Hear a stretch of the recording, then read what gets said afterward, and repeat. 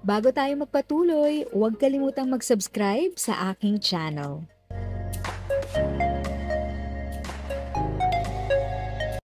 Thank you sa pag-click ng aking video. Good day po sa lahat ng mga nanonood. Sa mga bagong viewers at napadaan lang, by the way, I'm Tita Eda. Welcome to my channel. Ang channel na maghahatid sa iyo ng dagdag kaalaman tungkol sa government services, bagong mga balita at informative videos na galing sa legit na resources. Mag-subscribe na para updated ka. Ilang araw na lang ay magpapasko na at lahat ng mga LGU ay ongoing sa pamimigay ng mga Christmas basket.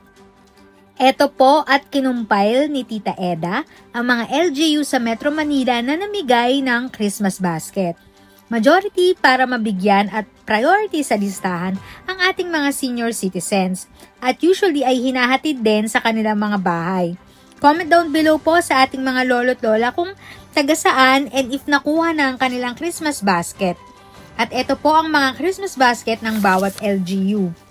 Sino sa tingin nyo ang dapat gayahin ng ibang LGU sa susunod na Pasko? Advance Merry Christmas po sa ating lahat!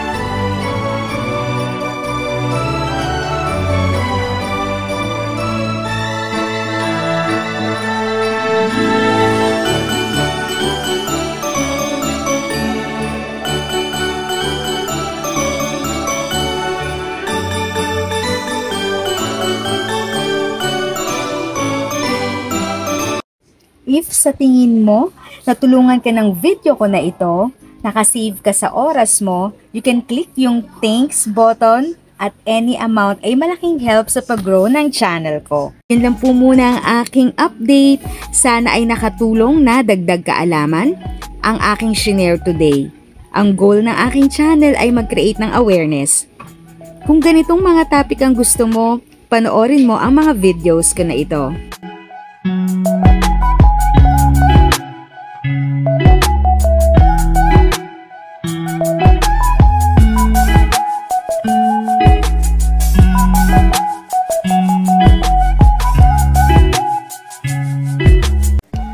Thanks for watching!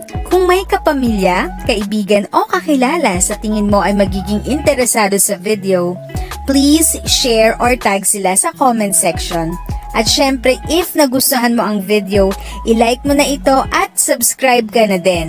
As always, feel free to write your questions, comments, and opinions respectfully. And continue to be a blessing and stay safe!